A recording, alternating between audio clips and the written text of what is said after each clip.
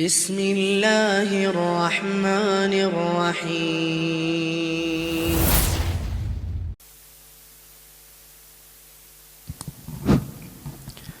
Bismillahirrahmanirrahim.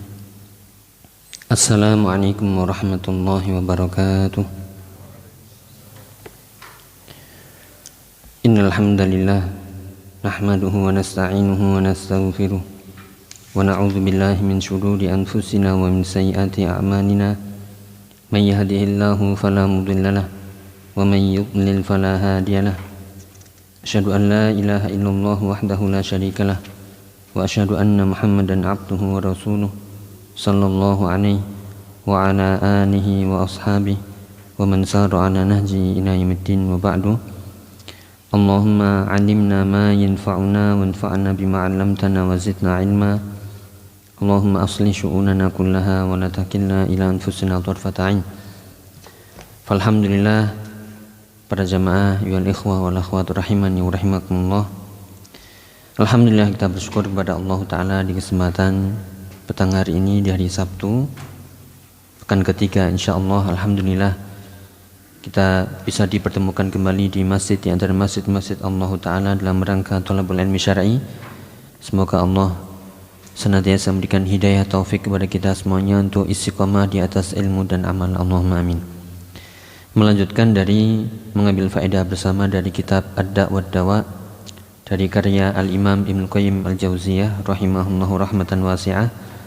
Dan yang akan kita ambil faedah insyaallah kali ini adalah lanjutan tentang yaitu al-khauf, ya, tentang perkataan kaum salaf dalam rasa takut mereka kepada Allah Subhanahu wa taala. Ini juga ada kaitannya dengan bab-bab sebelumnya, yaitu tentang roja, berharap, dan juga tentang cinta kita kepada Allah Subhanahu wa taala. Telah disebutkan di pembahasan sebelumnya, semoga masih ingat, kita murajaah bahwasanya orang yang husnudzon, orang yang berprasangka baik kepada Allah harus disertai dengan husnul amal, harus disertai dengan baiknya amal solehnya. Kalau dia berprasangka baik kepada Allah, mengharapkan surganya, mengharapkan nikmatnya, mengharapkan karunia-Nya, maka beramallah. Demikian juga ya, orang yang berharap, maka dia akan mencintai apa yang dia harapkan. Demikian juga akan takut kalau kehilangan dari apa yang diharapkan, dan akan berusaha semaksimal mungkin, berusaha sekuat tenaga untuk mendapatkan apa yang dia harapkan. Maka kalau kita mengharapkan apa yang di sisi Allah, pasti kita akan takut kehilangan. Kalau kita mengharapkan apa yang di sisi Allah, ya pasti kita akan mencintai apa yang kita harapkan. Dan kalau kita mengharapkan apa yang di sisi Allah, pasti kita akan berusaha ya sekuat tenaga kalau bisa terdepan dalam ya meraih apa yang kita harapkan.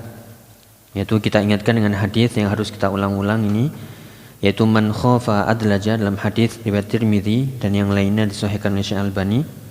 Man khafa adlaja wa man adlaza balagul manzila. Ala inna sil'atallahi ghaliyah, ala inna sil'atallahil jannah.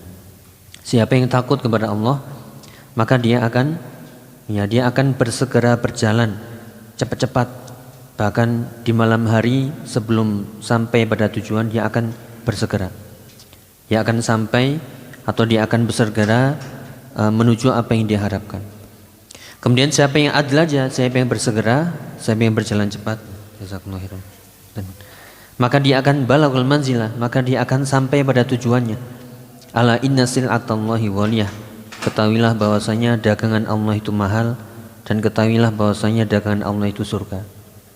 Maka ini ada kaitan erat para jamaah yang dirahmati Allah Ta'ala tentang rukun-rukun ibadah, yaitu cinta, takut, dan harap. Siapa yang mencintai pasti akan takut kehilangan. Siapa yang mencintai, dia akan mengharapkan ketemu, mengharapkan meraih apa yang dia cintai. Siapa yang berharap akan takut kehilangan dan akan mencintai apa yang diharapkan. Dan siapa yang takut pasti dia akan bersegera mendapatkannya, yaitu berharap. Seperti hadis ini, man khafa adlaja, siapa yang takut maka dia akan bersegera secepat mungkin untuk sampai tujuan, takut kehilangan.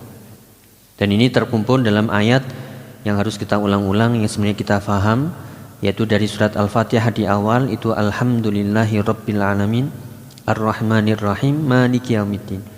Di lafaz Alhamdulillah itu ada rasa cinta. Orang yang cinta kepada Allah pasti akan mengharapkannya, mengharapkan apa yang di sisinya, yaitu Ar-Rahman Ar-Rahim. Siapa yang berharap pasti juga akan takut. Maliki Yaumiddin, dia akan takut kepada Allah Subhanahu wa taala. Dia akan takut kehilangan apa yang diharapkan. Dia akan takut yaitu dimarahi atau dimurkai oleh yang dia cintai, yaitu takut kalau Allah murka kepadanya. Ya, maka ini pengaruhnya pada diri kita adalah kita menjadi orang yang bersegera beramal soleh, dan itulah yang diminta. Ini juga nasihat buat kita semuanya, untuk saya pribadi dan juga para ikhwah, terutama kita menjaga amalan rutinan hari kita atau amalan rutinitas harian kita. Walaupun kita sibuk, kita bekerja, apapun kesibukannya, jangan sampai amalan-amalan yang wajib itu kita di soft paling belakang atau selalu terlambat. Kalau terlambat sekali, 2 kali, ya mungkin karena uzur, mungkin la iskala fi, mungkin tidak mengapa. Namun kalau itu menjadi kebiasaan, kita muhasabah, misalnya sepekan ini sholat 5 waktu, terlambat berapa kali? Nah, kalau puluhan kali, na'udzubillah, ini ada sesuatu ini. Ada sesuatu di hati kita. Ada sesuatu yang ya mengganjal di hati kita atau bahkan memenuhi hati kita. Kita hanya mungkin tampilan luarnya saja, tampilan zahirnya saja. Namun batinnya, rasa takutnya menurun, rasa cintanya itu pudar, dan rasa harapnya itu melemah. Sehingga takutnya bukan kepada Allah, cintanya bukan kepada Allah, dan harapannya bukan apa yang di sisi Allah. Tapi malah ya cinta ya kepada dunia, mengharapkan dunia, takut manusia, ya takut makhluk, takut kehilangan pekerjaan dan sebagainya. Ya, maka ini nasihat ya, kalau kita lihat para ulama dahulu, kaum salaf, di antara mereka begitu getolnya, begitu semangatnya menjaga sholat 5 waktu itu berjamaah. Bahkan lebih ekstrim dari berjamaah, mereka selama 40 tahun, bahkan ada yang 50 tahun, bahkan ada yang mungkin 70 tahun gak pernah ketinggalan shaf pertama, gak pernah ketinggalan takbiratul ihram. Ya, selalu ketika imam takbiratul ihram, takbir yang pertama itu dia sudah di belakang. Atau dia selalu gak pernah melihat punggung manusia, karena yang dilihat punggungnya imam terus. Selama 40 tahun, 50 tahun. Nah, kita selama berapa tahun? Ya, seminggu aja, wah Masya Allah. Ya, ini kita coba ya. Nah, maka jangan sampai kita mengaku mengikuti ahlus sunnah, tapi sunnah-sunnah yang harian, rutinitas itu kita kedodoran. Ya, ini sekali lagi, kalau ada sesuatu di amalan rutinitas yang itu harian kok sudah mulai terlambat, ya sudah mulai melemah, ada sesuatu di hati kita, takut kita mulai berkurang, ya rasa cinta kita dan juga rasa harap kita bukan kepada Allah lagi, itu yang kita takutkan. Ini juga bagi para istri ya, juga mengingatkan ya, istri yang baik, istri yang solihah adalah yang tu'inu ala amri dini zaujiha, yang membantu perkara agama suaminya.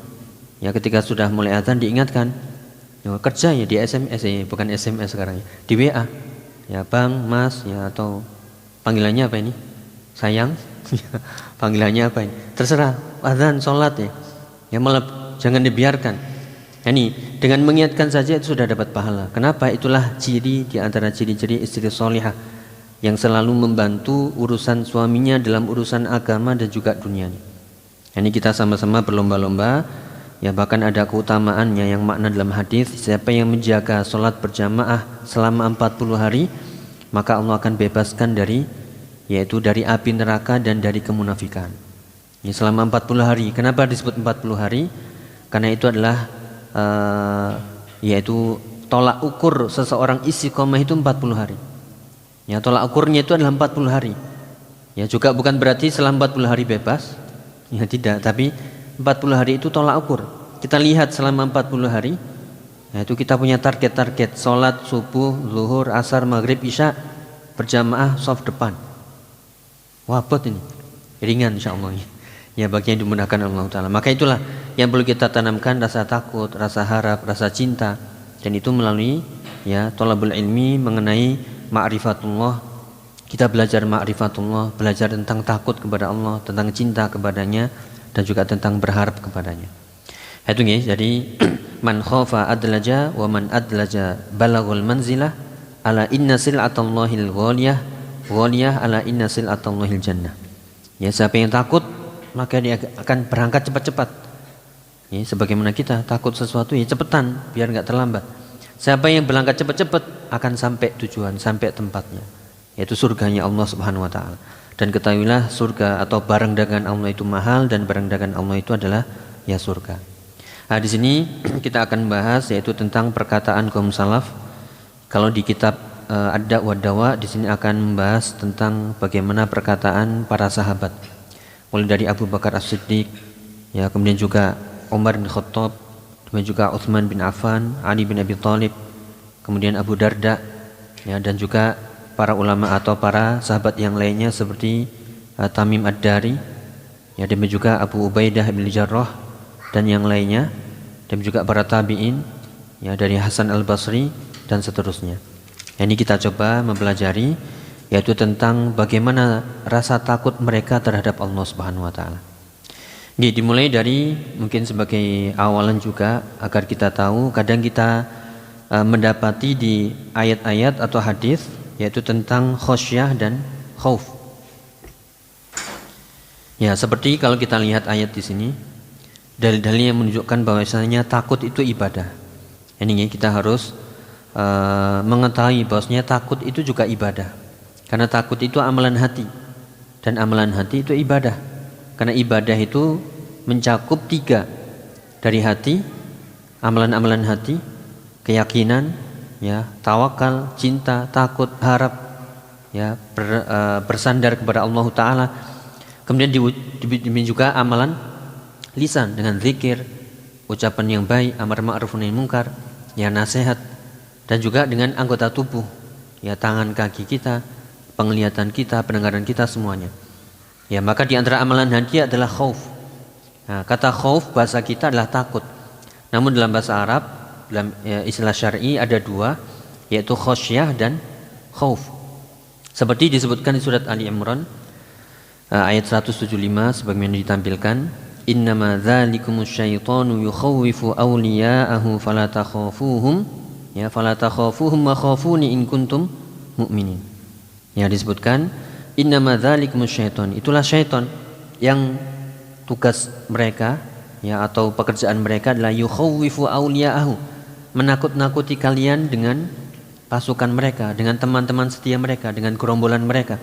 Fala takhafuhum, maka jangan takut kepada mereka, fa khafuni, takutlah kepadaku. Itu menggunakan kata khafa ya khafu khaufan. Ya, in kuntum mu'minin, jika kalian benar-benar beriman maka takutlah hanya kepadaku, yaitu kepada Allah. Ya, berarti takut kepada Allah itu perintah dan itu adalah ibadah. Ya. Kemudian di surat yang lain, surat Al-Baqarah ayat 150, fala takhshawhum wakhshawni wa liutimma ni'mati 'alaikum wa la'allakum tahtadun. Fala takhshawhum menggunakan kata khosyya yakhsha khosyatan. Fala takhshawhum, janganlah takut kepada mereka, namun takutlah kepadaku, wa liutimma ni'mati 'alaikum, ini terjemahannya ini, dan agar aku sempurnakan nikmatku kepada kalian dan agar kalian mendapat petunjuk. Di sini kita diperintahkan untuk takut kepada Allah, jangan takut kepada mereka, musuh-musuh Allah, kepada makhluk, kepada syaitan. Ya, agar Allah memberikan atau mencukupi nikmatku, yaitu nikmat Allah kepada kalian, dan agar kalian mendapat petunjuk. Ini bisa kita ambil faedah, kalau kita benar-benar takut kepada Allah maka ya kesempurnaan nikmatnya itu akan turun kepada kita. Demikian juga kita akan mendapatkan selalu petunjuk hidayah, yaitu khosyah.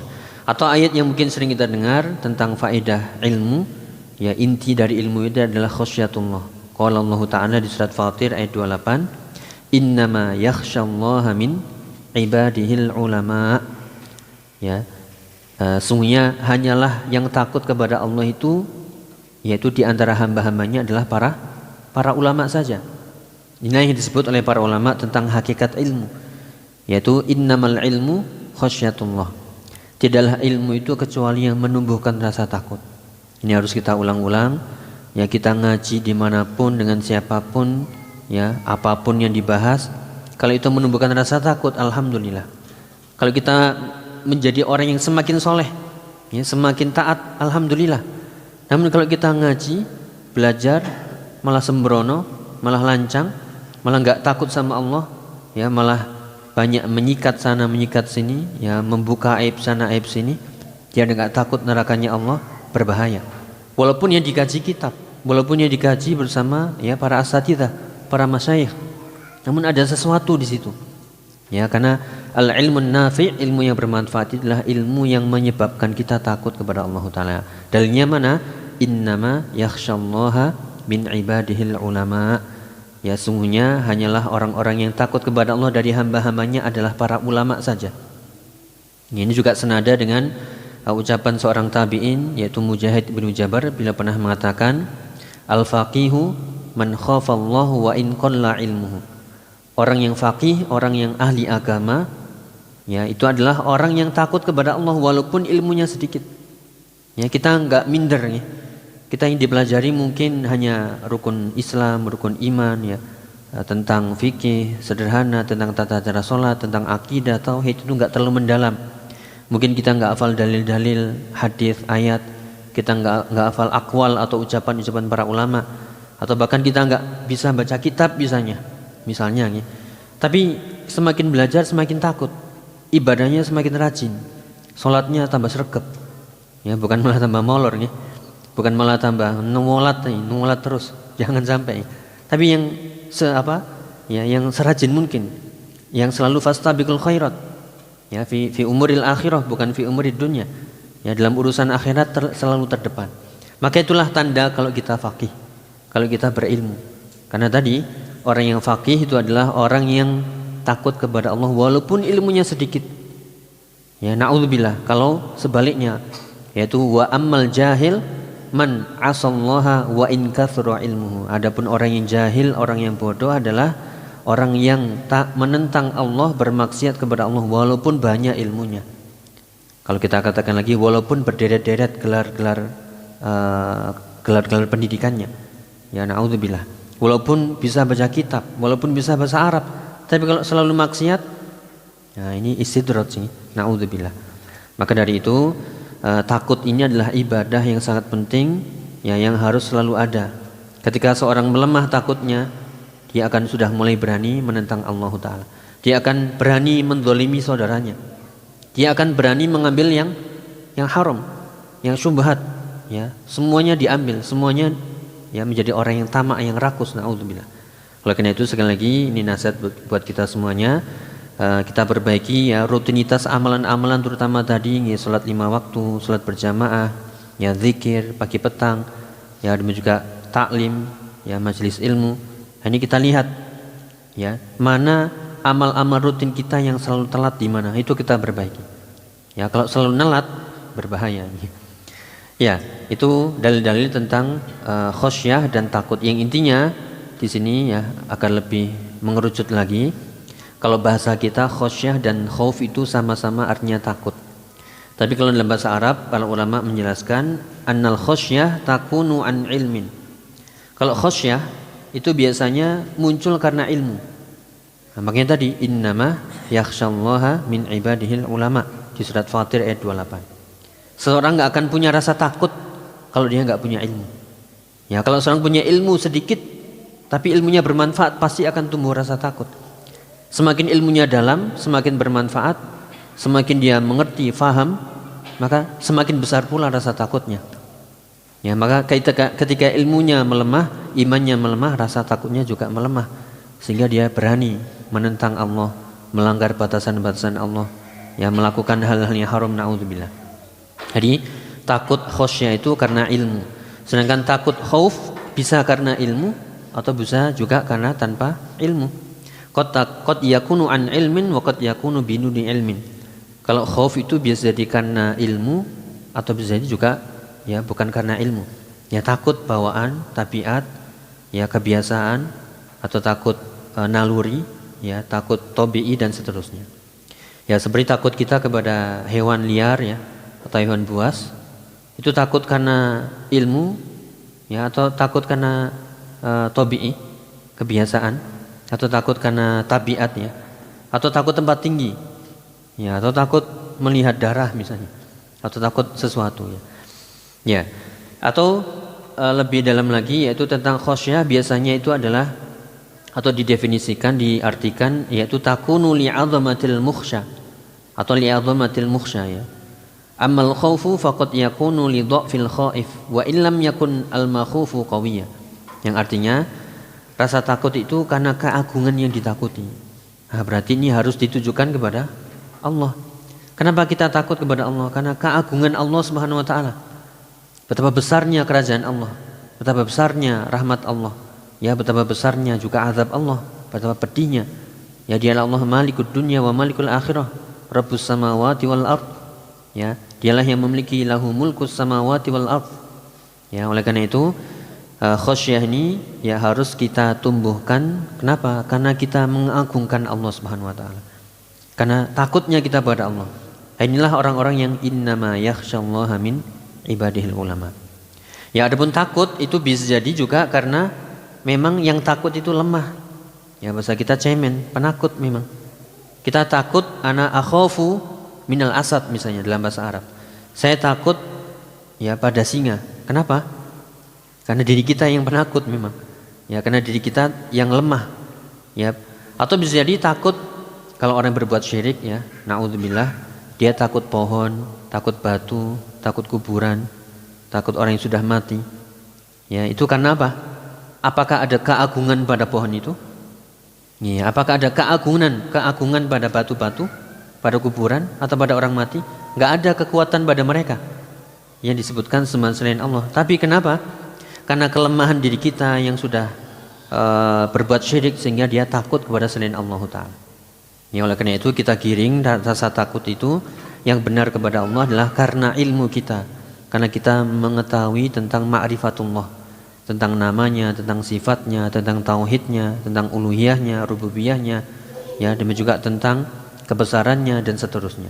Dan juga kenapa kita takut kepada Allah? Karena keagungan Allah Subhanahu wa taala. Dan karena lemahnya kita dan sangat mulianya Allah Subhanahu wa taala.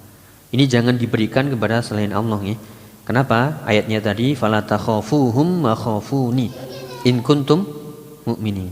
Jangan kalian takut kepada mereka, namun takutlah kepadaku. Ini jika kalian benar-benar orang yang beriman. Jadi jangan sampai kita takut kepada makhluk, padahal makhluk itu enggak punya kekuatan, enggak punya apa-apa. Ini karena kita sendiri yang lemah. Nah, inilah bedanya antara khasyah dan khauf. Ini. Kemudian berikutnya di sini ada pembahasan tentang ya pentingnya rasa takut kepada Allah Ta'ala dalam kehidupan seorang muslim. Ya ini banyak sekali faedahnya. Ini disebutkan dari ucapan para ulama. Yang pertama, ini belum ada terjemahannya ya, nanti insyaallah. Yaitu yang pertama, ma faraqal khauf qalban illa kharib. Ya atau illa kharaba. Ini kita berbesar, ma faraqal khaufu qalban illa khariba atau illa kharaba. Yaitu tidaklah rasa takut itu meninggalkan hati kecuali hati itu akan kharab, hati itu akan rusak. Ya, ini benar ya. Siapa yang hilang rasa takutnya kepada Allah di hatinya akan rusak. Tadi dia akan takut kepada selain Allah. Bahkan kepada selain Allah yang enggak punya apa-apa, enggak punya kekuatan, enggak punya keagungan saja dia takut. Takut pada batu, pada pohon, takut pada makhluk, takut pada orang mati, orang yang sudah mati, ya takut pada jimat-jimat, ya dan lain sebagainya. Kenapa? Rasa takutnya kepada Allah sudah hilang. Ya, man faraqal khaufu qalban illa ma faraqa al khaufu qalban illa kharab. Tidaklah rasa takut kepada Allah itu meninggalkan hati seseorang kecuali hatinya akan rusak. Na'udzubillah. Nih. Kemudian juga al khaufu sirajun fil qalbi. Bihi yubsiru ma fihi minal khairi wasyarr. Yang kedua, khauf itu adalah siraj. Ya, khauf itu adalah siraj. Siraj artinya adalah pelita, cahaya, sinar dalam hati kita. Bayangkan kalau khauf enggak ada dalam hati, berarti hati kita gelap. Ya, hati kita peteng ya, bahasa Jawanya. Ya, hati kita akan ya redup, enggak tahu mana kebenaran, mana keburukan, mana kebaikan, mana keburukan, mana yang batil, mana yang hak. Mana yang tauhid, mana yang syirik, mana yang halal, mana yang haram, ya mana yang sunnah, mana yang bid'ah, ya mana yang ini hidayah, mana yang kesesatan. Kenapa? Tidak ada rasa takut dalam hatinya. Nah, maka sekali lagi Kita ingatkan lagi dari ucapan Mujahid bin Jabir tadi, belum tentu orang yang pandai ini pandai itu, gelarnya ini gelarnya itu ya, kemudian dia takut kepada Allah, belum tentu ya, karena semuanya itulah taufik dari Allah Ta'ala. Dan juga belum tentu juga dia nggak ngerti apa-apa, nggak ngerti bahasa Arab, nggak ngerti baca kitab, namun dia benar-benar tulus kepada Allah dalam beragama, ikhlas, dia ngaji, dia fahami, kemudian rasa takutnya itu mendorongnya untuk beramal soleh. Nah, itulah orang yang mendapatkan taufik muwafaq ya. Sekali lagi, seseorang biasanya tidak peduli lagi halal haram, itu karena apa? Siraj fi qalbihi ya, cahaya di hatinya itu sudah hilang. Apa itu cahaya di hati? Rasa takutnya kepada Allah Ta'ala. Nah itu ya. Kemudian yang ketiga, ini dinukilkan dari Imam Al-Qayyim, yaitu kullu ahadin idza khifta harabta minhu illallah ta'ala fa innaka idz khiftahu harabta ilaih fal khaifu haribun min rabbih ila rabbih. Nah ini penjelasannya ya. Kullu ahadin idza khiftahu haribta minhu, segala sesuatu atau siapapun yang jika engkau takut kepadanya maka engkau akan lari. Misalnya ini hanya contoh, kalau kita takut pada seseorang ya karena mau ditagih hutang misalnya ya, atau apa ini karena mau ada sesuatu pokoknya yang kita bersalah sebenarnya. Nah itulah kadang kesalahan kita yang kita perbuat itu membuat kita takut ketemu orang. Ngapain takut? Ya salah sudah. Nah, kalau salah ya minta maaf, diperbaiki. Namun karena dia ingin menyelamatkan diri, akhirnya takut, maka setiap orang yang kita takuti kita akan menghindar darinya. Kalau bisa nggak ketemu, kalau bisa ilmu ngilang ya, kalau bisa, ya ngilang nggak balik-balik.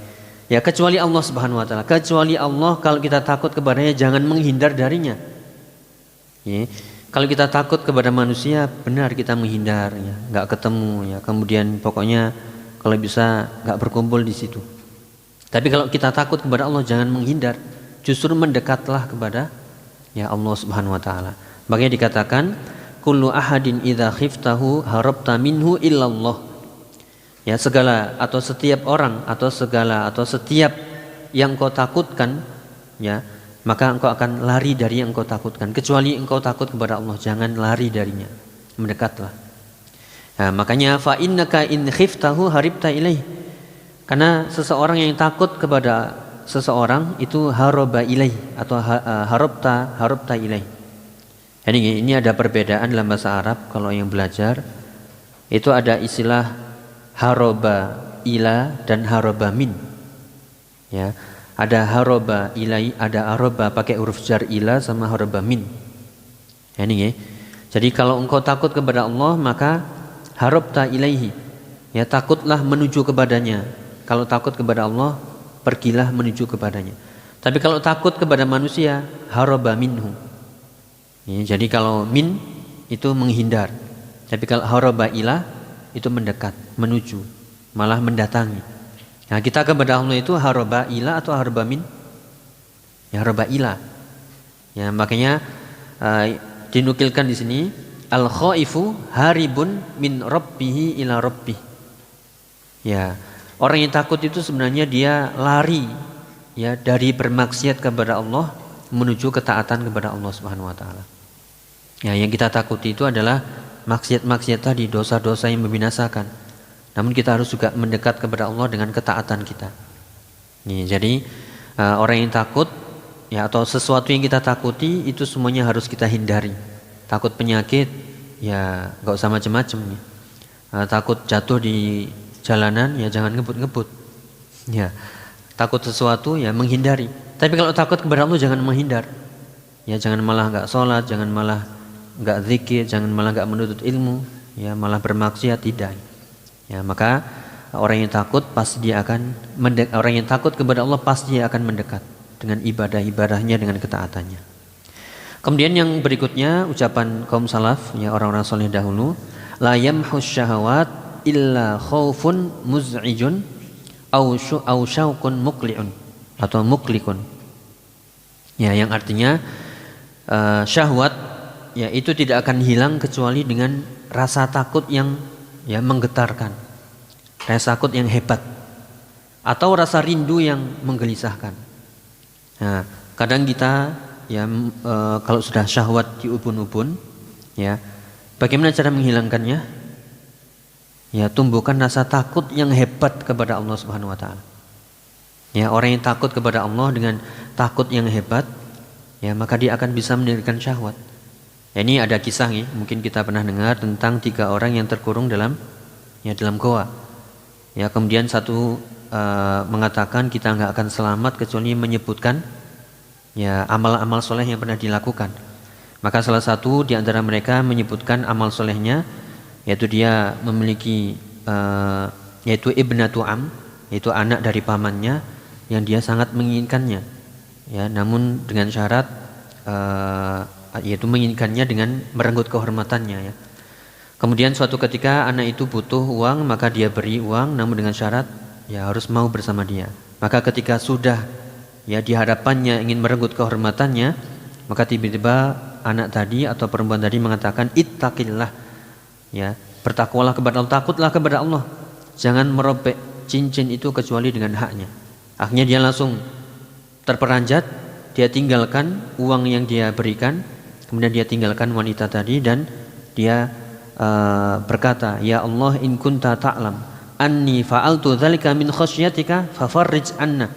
Fafarrajallahu anhum fakharaju. Ya Allah, jika engkau tahu aku melakukan hal itu karena takut kepadamu, maka lepaskanlah kami, bebaskanlah kami, dan Allah pun membebaskan mereka semuanya. Ya itu nih.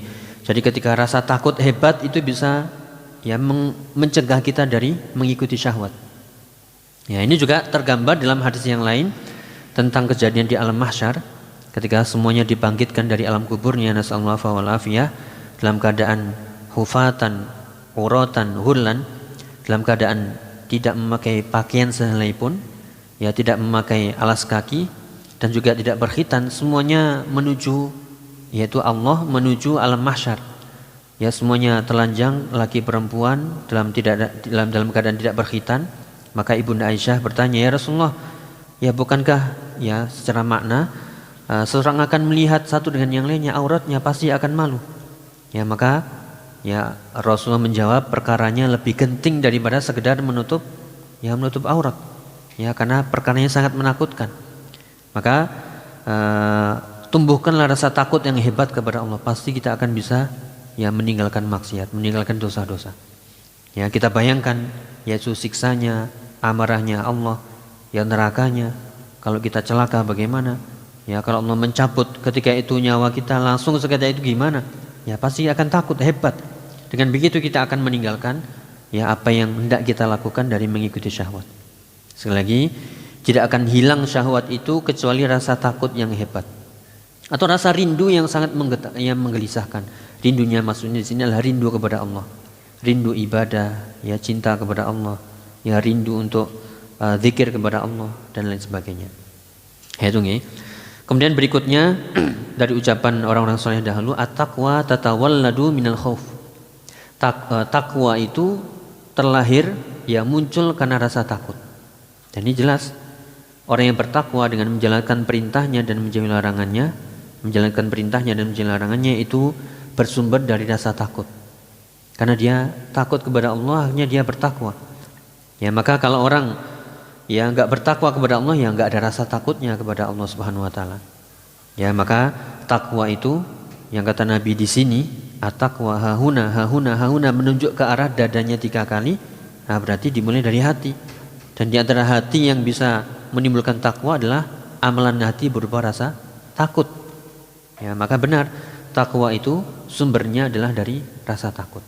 Ya orang yang enggak punya rasa takut kepada Allah enggak mungkin sampai masjid, enggak mungkin dia baca Quran, enggak mungkin dia zikir, enggak mungkin dia ibadah. Kenapa? Yang dia lakukan itu ya bukan ya atau dia tidak punya rasa takut kepada Allah sehingga tidak melakukan hal-hal yang mendekatkan diri kepada Allah taala. Nauzubillah.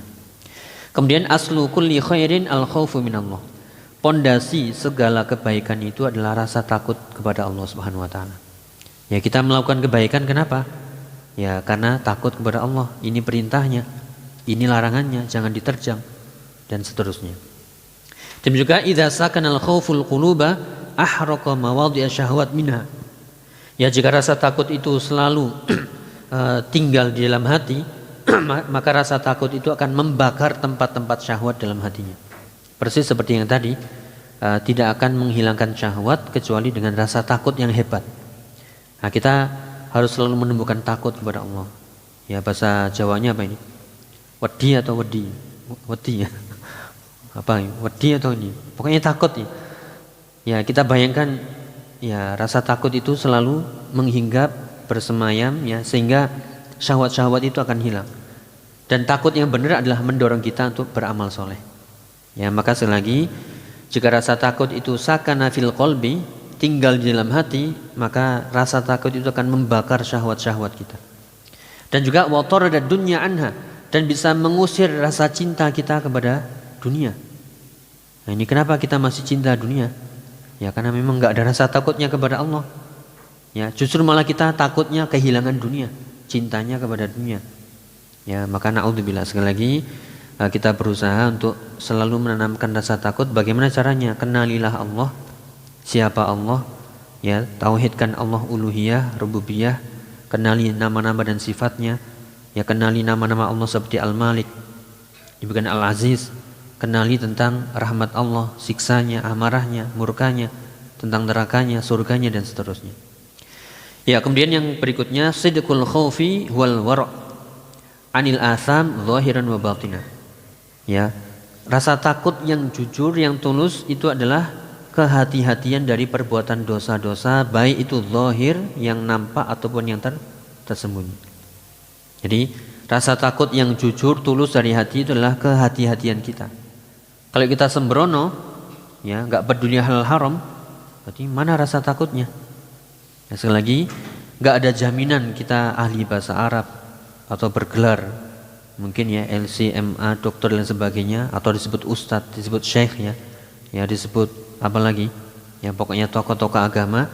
Namun kalau terhadap perintah Allah itu ya berani, ya dia berani melanggar atau berani meninggalkan, terhadap larangan Allah itu berani lancang melanggar, maka ya tidak ada rasa takutnya kepada Allah Ta'ala.